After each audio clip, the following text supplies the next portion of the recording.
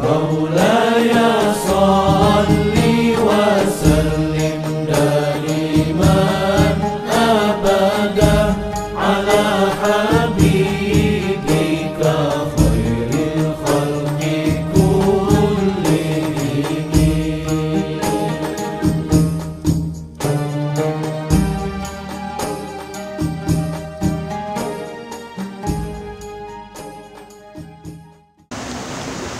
Apa hukumnya tidur bermalam di dalam masjid seperti yang dilakukan oleh sekelompok jamaah, makan dan sebagainya?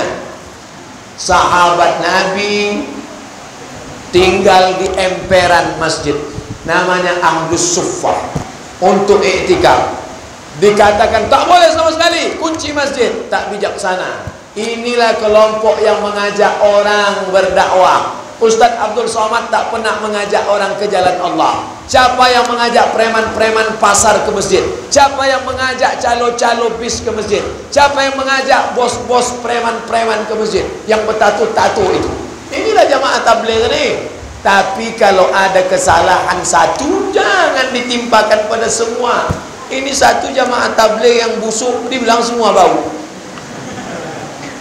Bahwa ada yang salah, mungkin ada salah. Sekali kita beli jam Rolex palsu, jam Rolex palsu salah beli, jangan katakan semua jam Rolex palsu. Itu tidak bijaksana. I'dilu, bersikap adillah, wa aqrabu littaqwa. Oleh sebab itu, dalam masalah ini mesti dibuat syarat dan ketentuan berlaku. Di emperan masjid mesti rapi. Jangan menggantung-gantung kolor singlet di masjid. Jangan sampai mesti ada ketetapan. Dan saya rasa saudara-saudara kita ini itu sudah hatam kaji mereka. Mereka sudah mengkaji tentang masalah. Mereka lah yang meramaikan masjid-masjid ini sekarang. Setelah ramai, barulah datang Abdul Somad ceramah.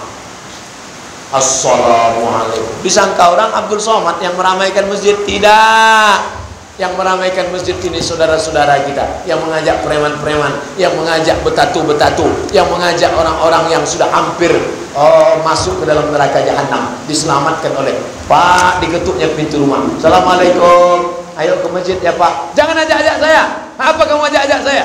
Besok datang lagi. Assalamualaikum. Jangan ajak saya. Besok hari ketiga sakit. Ayolah. Akhirnya ke masjid juga. Tak muak dia ngajak orang ke masjid. Kenapa di sebagian masjid dilarang tidur dalam masjid? Dilarang tidur dalam masjid karena kalau dia telungkup, air liurnya tumpah. Di tempat tumpah, tempat sujud, di situ pula lah orang sujud lama, menahan nafas, bangkit dari sujud. Maka kalau mau tidur di masjid, tidur telentang. Kalau telentang tumpah juga pakai pempes. Apa hukum wanita yang sedang haid melaksanakan pernikahan? Akad nikah perempuan sedang haid sah, karena akad nikah itu tak ada campur tangan perempuan. Aku nikahkan engkau dengan anakku dengan seperangkat alat sholat dan kitab suci Al-Quran, tunai sah. Perempuan tak ada urusan. Jadi Pak Ustadz, ini nikahnya sah, laki-laki itu yang menderita. Tidak ada hubung kait, nikahnya sah. Tidak disyaratkan perempuan akad nikah, yang laki-laki yang akad. Tidak ada perempuan keluar dari kamar. Itu sekarang saja itu. Coba tanya datuk, nenek, makcik, pakcik awak dulu, ada perempuan ikut akad nikah? Mana ada? Perempuan itu dulu di kamar. Nah, akad nikah antara menantu dengan mertua, calon menantu sama calon mertua, baru ditanya. Coba tanya orang di kamar sana. Sekarang baru perempuan itu keluar. Ada pula acara menunjukkan. Nah, itu gara-gara sinetron aja itu. Acara menunjukkan buku nikah, foto bersama. Golak ya. Itu tak ada itu. Perempuan tak ada terlibat akad nikah. Maka perempuan itu sedang dalam keadaan halangan, nikah tetap sah. Pak Ustadz, bagaimana bila tempat wudhu pria dan wanita jalan masuknya sama, aurat wanita sering terbuka? Sejak hari ini buatlah tenda pemisah. Kalau belum ada duit untuk membuat dua, satu kamar mandi laki-laki, satu perempuan, maka kalau bisa dibuat tenda, buat tenda, dibuat terpal. Jalan laki-laki, jalan perempuan. Karena bagaimanapun menimbulkan fitnah. Karena tak semua yang ke masjid itu orang tua. Banyak juga anak lajang, sedikit banyak dia lirik juga. Yang tua-tua mungkin ada nafsu tapi udah tak hidup lagi dah. Jadi bagi yang muda-muda itu dosa setan terus. Alladzi waswisu sudunas minal jinnati wan nas. Pasangkan terpal, jalan laki-laki, jalan perempuan. Usahakan. Ustaz, bagaimana bila ada kebijakan-kebijakan apabila tidak ikut wirid Yasin tidak dapat beras raskin? Bukankah itu kebijakan yang mewajibkan yang sunat, Pak Ustaz?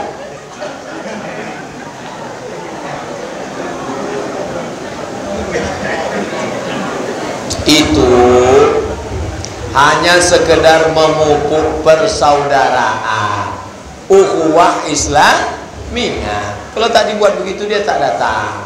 Jadi masalah itu musyawarah. Musyawarah mupakatlah bersama. Ini kalau tak kita buat wirid Yasin sore-sore, kita tak tahu hal ehwal kita. Sholat berjamaah tak datang, wirid Yasin tak datang, giliran beras datang.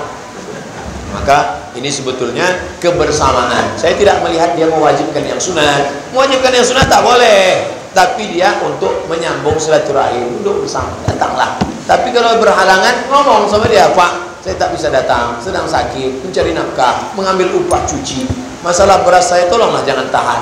Nanti kalau bapak tahan turun laknat dari Allah. Siap bapak dari Allah. Pak Ustadz, bagaimana jika di sebuah masjid jemaah perempuan yang berkuasa, iqamah harus menunggu perintah dari perempuan? Itu namanya ikatan imam takut makmum. Pokoknya kita buat saja jam ini buat berbunyi. Asal jam sudah berbunyi, dari azan ke iqamat 15 menit paling lama, 10 menit. Kalau tak ada jamaah 5 menit, 2 rakaat qabliyah langsung azan. Dah, jangan menunggu perintah dari perempuan. Pada bulan suci Ramadan, semua orang berlomba-lomba untuk bersedekah pada tetangga. Bagaimana jika bersedekah kepada orang yang tidak puasa, padahal dia sehat walafiat, tak ada halangan yang menghalang?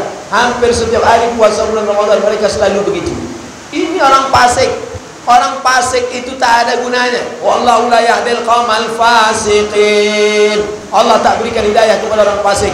Orang yang sehat sengaja meninggalkan puasa, itu dua kemungkinannya. Pertama kafir, kedua fasik. Tanya dia baik-baik, kenapa kamu tak puasa?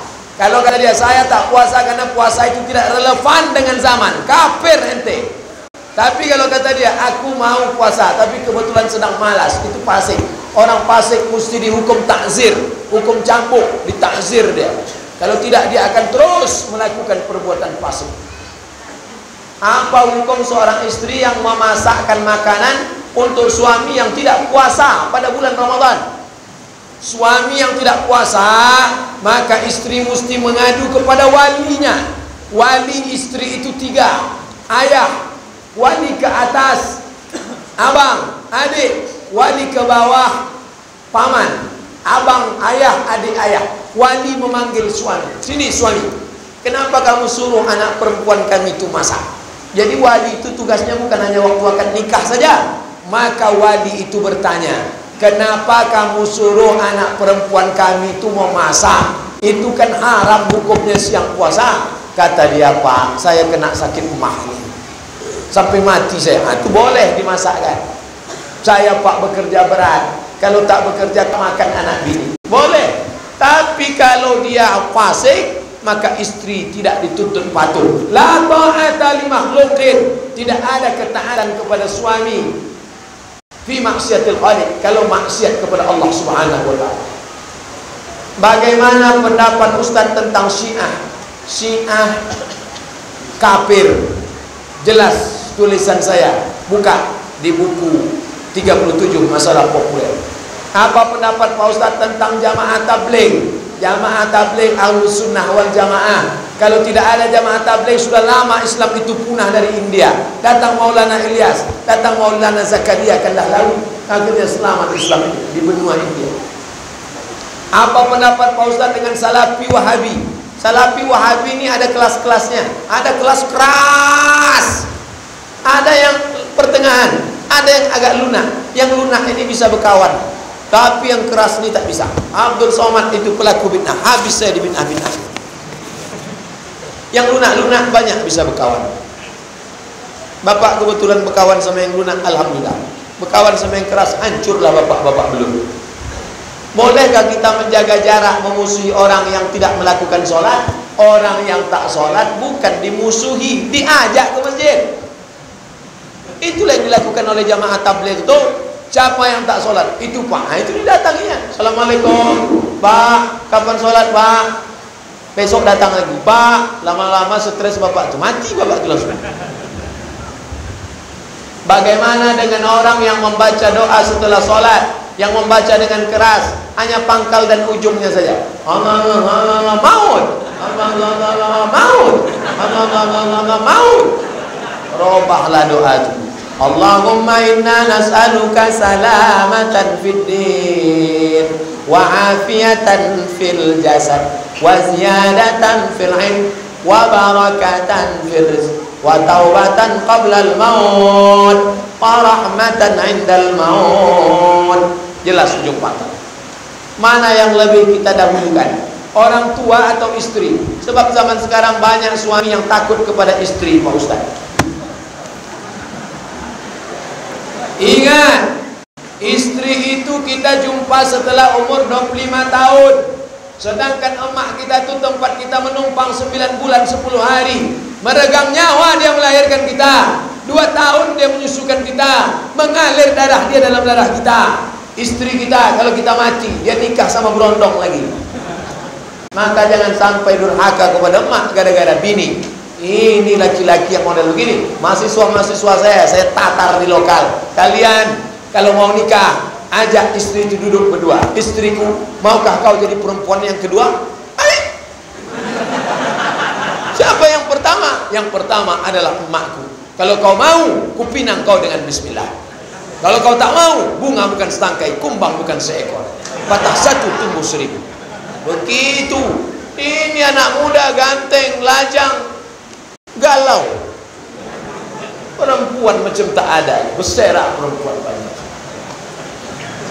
Bagaimana cara menjaga kekhusyuan sholat, Pak Ustaz? Sebelum sholat dijaga khusyuk dari wudhu. Ketika wudhu jangan lagi bercakap-cakap. Ini sedang wudhu sambil bercakap. Itulah dari Sofi, dari Sofi. Jangan apa itu? Jangan itu. Apa wudhu sambil bercakap? Berwudhu itu sudah mulai khusyuk. Jaga. Ketika air masuk ke mulut, keluar dosa-dosa dari mulut. Air mengusap keluar dosa dari mulut. Dah, habis itu baca doa. Allahumma ja'alni minat tawabin wa ja'alni minal mutatahhirin wa ja'alni min ibadika sholih. Dari topik wudhu ke dalam dilarang membunyi-bunyikan tangan. Keretak. Boleh. Dah, sambut suara azan. Hayya 'alas shalah. La haula wala quwwata. Asyhadu anna Muhammadar Rasulullah. Allahumma sholli ala sayyidina. Jangan ngobrol sama kawan. Kalau ada kawan ngajak ngobrol, Pak Ustaz katanya, Allahumma sholli ala sayyidina. Yang apa Pak Ustaz sampai? Allahu akbar Allah.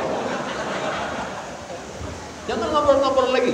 Hati dijaga, kekhusyuan hati kepada Allah Subhanahu wa taala. Nah, sesudah itu segala nanti sabit di mulut, ingat di hati.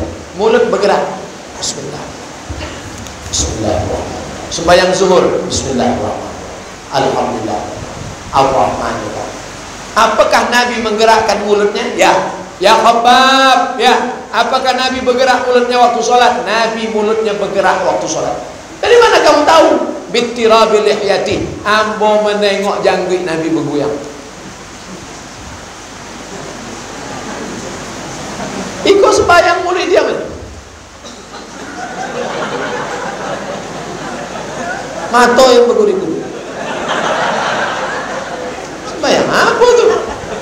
Mulut menyebut, hati mengingat. Macam meniti penatang di tengah sawah. Asal agak-agak terpeleset, naik balik. Asal agak-agak lupa, naik balik. Inna sholati wa nusuki wa mahyaya wa mamati at-tahiyatu mubarakatuh sholawatu tayyibah. Assalamu alayka ayyuhan nabi wa rahmatullahi wa barakatuh. Tolong Ustaz tafsirkan tentang hadis. Barang siapa yang tidak melakukan Al-Quran, bukanlah umatku. Man lam yataghanna bil Quran falaysa minna. Siapa yang tidak melakukan Quran, makna melakukan itu artinya membaca Quran pakai irama. Jangan sampai baca Quran macam baca koran.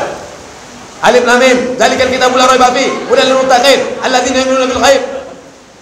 Alif lam mim, zalikal kitabul la raiba fihi, hudal lil muttaqin, alladzina yu'minuna bil ghaib wa yuqimuna as-salata wa mimma razaqnahum yunfiqun.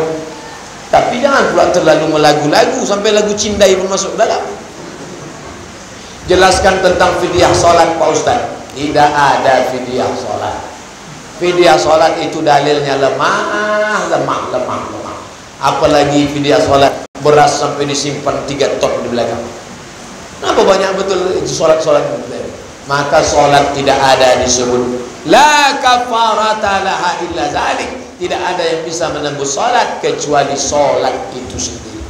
Jangan lagi ditembus pakai beras. Beras diganti pula pakai emas. Emas itu pula hanya itu menipu-nipu Tuhan saja itu. Belum Pak. Tradisi itu ada pada keluarga saya. Pak Cik, abang mak saya meninggal, bayar pakai beras. Saya bilang jangan lagi bayar. Solat, yang muda-muda mari solat. Jangan tinggalkan solat. Bagaimana dengan fidyah puasa Pak Ustaz? Fidyah puasa wajib dibayarkan. Kalau orang tua kita meninggal, dia sakit keras, maka bayarkan fidyahnya. Itu faman kana minkum maridan aw ala safarin fa iddatun min ayyamin ukhra wa 'alal ladzina yutiqunahu fidyatun ta'amu miskin. Bayarkan fidyah. Berapa bayar fidyahnya? 1 hari makan untuk 1 hari. 1 hari makan fakir miskin. Makan pagi, makan siang, makan malam. Makan pagi, makan siang, makan malam. Kalau dirupiahkan lebih kurang 40.000. Bayarkanlah itu.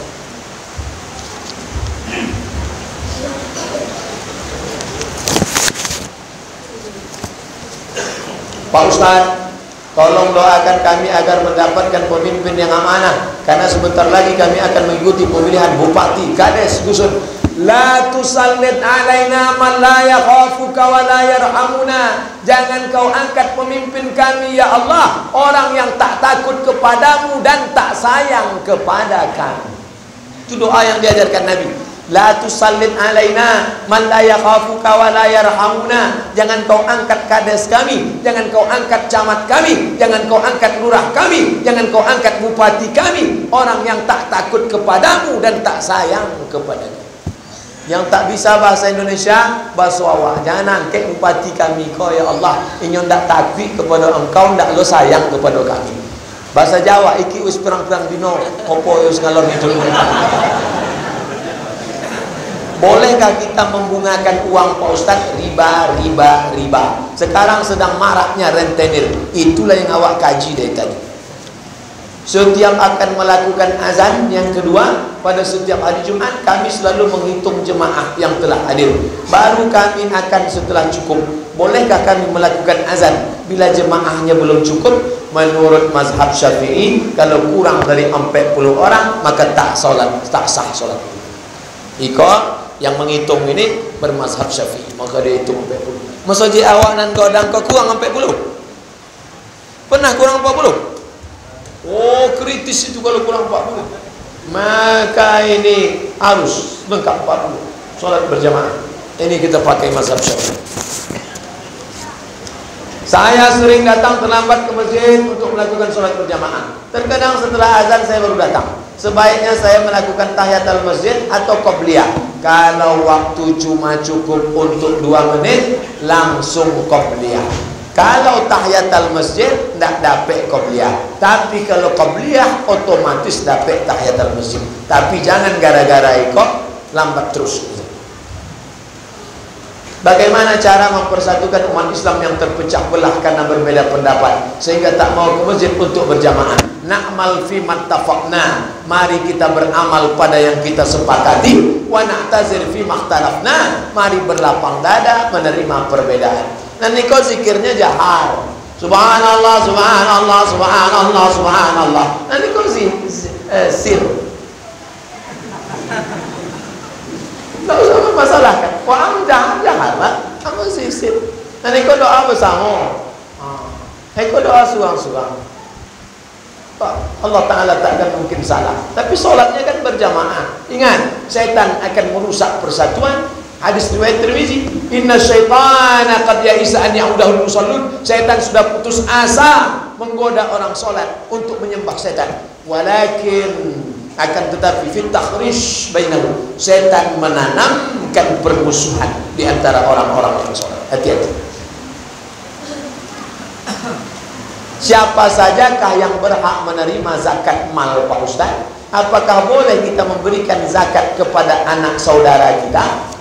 Innamas shadaqatu lil fuqara wal masakin wal amilina 'alaiha wal mu'allafati qulubuhum wa fir riqab wal gharibin wa fi sabilillah wa ibnis sabil. 8. Anak saudara tak boleh memberikan zakat kepada orang yang wajib kita nafkahi. Yang wajib kita nafkahi tak boleh. Istriku, ini uang belanja kita 3 juta sekaligus zakat abang bulan ini. Anak kemanakan? Kemanakan. Anak saudara itu kan keponakan, boleh. Karena dia tak wajib kita nafkahi. Tapi jangan gara-gara dia pakai miskin yang lain tak dapat. Bolehkah kita melarang orang untuk melakukan sholat sunat dikarenakan waktunya sedikit? Muazin akan melakukan iqamah supaya jangan berkelahi, buat peraturan. Itulah maka ditulis di dinding 10 menit setelah azan langsung iqamah. Ini jamnya berbunyi dah. Berbunyi, ikuti bunyi jam. Supaya kalau tidak itu berkelahi kita. Nanti orang akan lambat terus, lambat. Sementara yang datang cepat itu zalim, aniaya. Pokoknya sudah berbunyi iqamah. Iqamah. Siapa pun yang terlambat, disiplin. Kalau ingin sholat sunat cepat datang. Jangan aniaya orang lain. Ini bukan kerja itu, ada banyak lagi yang mau dikerjakan. Mau menjemur karet, mau memanen sawit, mau ini. Berkelahi gara-gara waktu. Dalam Al-Quran pada surat At-Taubah ayat 84 menerangkan kepada kita bahwasanya Allah melarang kita menyembahkan jenazah orang yang mati dalam keadaan kafir serta mati dalam keadaan fasik. Tolong Pak Ustaz jelaskan maksud ayat tersebut. Perbuatan kafir dan fasik seperti apa yang dilakukan si mayat itu sehingga Allah melarang kita untuk menyembahyangkannya, serta apa hukumnya jika kita tetap menyembahyangkan jenazah tersebut. La tusalli alaihim, jangan solatkan mereka. Inna salatak la tusalli alaihim wa la taqum ala qabri, jangan kau solatkan dia dan jangan kau tegak mendoakannya di atas kuburnya. Itu ayat ditujukan untuk Abdullah bin Ubay bin Salul, itu orang munafik, dilarang Nabi SAW. Orang yang tak sholat maka ada kemungkinan dua. Yang pertama dia kafir. Kenapa kamu tak sholat? Sholat tak relevan dengan zaman. Kafir, orang yang kafir tak boleh. Ada kemungkinan dia fasik. Orang yang fasik maka tidak gugur fardu kifayah. Makanya kalau ada yang tak sholat itu ditanya, nenek mama, alim ulama, boleh nanya ke dia. Karena kalau tidak, kita melaksanakan perbuatan haram. Tak boleh mendoakan orang kafir. Nauzubillah. Makanya kita tanya baik-baik. Ini penting. Kenapa? Karena pelajaran kepada masyarakat. Kalau tidak, kita akan terus tak ada perubahan. Berubah menuju yang lebih baik. Guna mengaji, berubah. Mengaji kalau tak ada perubahan, tak ada guna. Sampai mana batas kesabaran seorang hamba? Selalu diejek oleh teman-temannya. Pak Ustadz, kawan saya ngejek saya, apa sikap saya? Selalu Ustadz mengatakan sabar. Ustadz Somad tak begitu. Kalau saya diejek Pak Ustadz, lapor ke Polda, pencemaran nama baik. Itu jawaban saya. Saya kalau ditanya orang, Pak Ustadz, dia mengejek saya, katanya saya koruptor, lapor ke Polda, pencemaran nama baik, penjarakan dia agak 2 malam. Setelah itu dia menangis minta maaf, baru maafkan. As-sinnu bis-sinni, kalau dipatahkannya gigimu, patahkan gigi dia. Al-ainu bil-aini, kalau dicoloknya matamu, colok gigi dia, mata dia. Al-juruh al-qisas, kalau dilukainya, lukai dia. Tapi kalau mau dimaafkan, lagi baik. Faman afa wa aslaha, siapa yang mau memaafkan dan berdamai, lebih baik. Nah, ini tentang masalah memaafkan orang lain. Islam itu ada maaf, tapi Islam juga ada hukum. Jangan lupakan hukum. Jadi batas sabar itu mana Pak Ustaz? Sabar itu batasnya adalah Al-Quran dan Sunnah. Selama dia itu tetap berpegang pada Quran dan Sunnah, maka kita tetap sabar menengok dia. Tapi kalau dia sudah melarang, melanggar, Nabi pun keras cakapnya. Nabi itu bukan tak marah, Nabi marah. Lau ardiqanna, kubayar, kubakar rumah mereka. Nabi marah. Kenapa Nabi marah? Tapi katanya Nabi itu penyabar. Kenapa Nabi marah? Nabi marah karena mereka sudah menginjak-injak Quran dan Sunnah. Saya seorang jamaah, aktif setiap waktu.